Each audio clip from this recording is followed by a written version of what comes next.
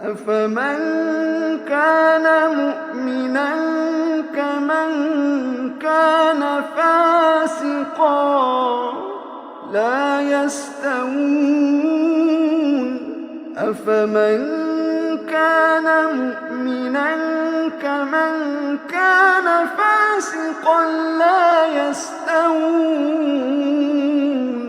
أما الذين آمنوا وعملوا الصالحات فلهم جنات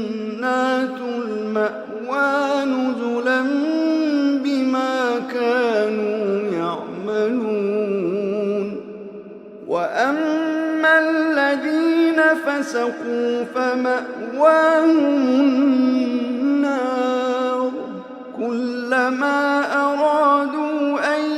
يخرجوا منها أعيدوا فيها وقيل لهم ذوقوا عذاب النار الذي كنتم به تكذبون ولنذيقنهم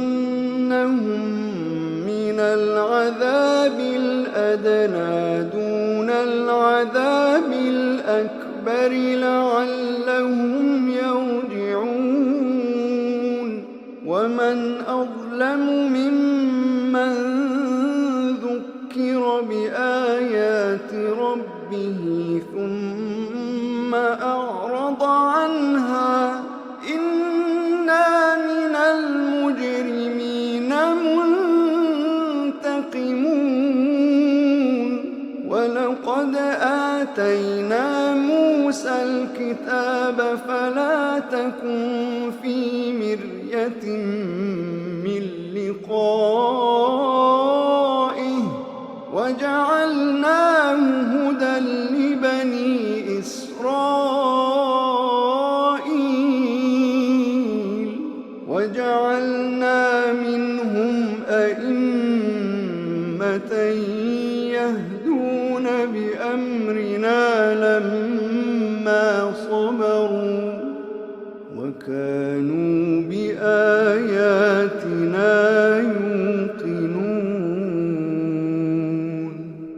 إن ربك هو يفصل بينهم يوم القيامة فيما كانوا فيه يختلفون أولم يهد لهم كم أهلكنا من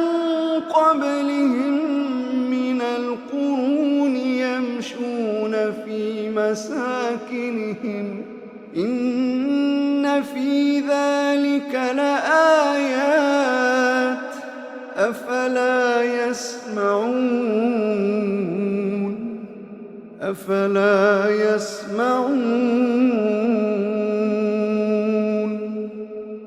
أولم يروا أنا نسوق الماء إلى الأرض الجرز فنخرج به زرعا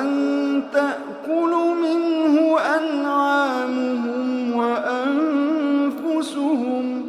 أفلا يبصرون